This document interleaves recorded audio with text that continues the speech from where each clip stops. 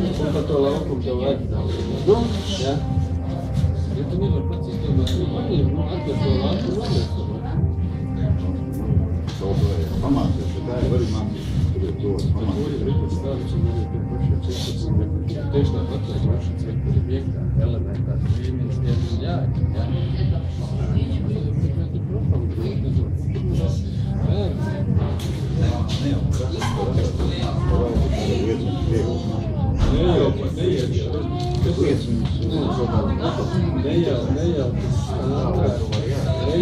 Standarti, vienības ir viegli izdarīt. Viņš arī pareizi ir gramatisks jāiet. Bet ja tu iemācies to, tas ir plus mīnus vienkārši distances un līmenis, tad tu pēc tam, ka tas nav sadzinājās, varētu būt sarežģīt.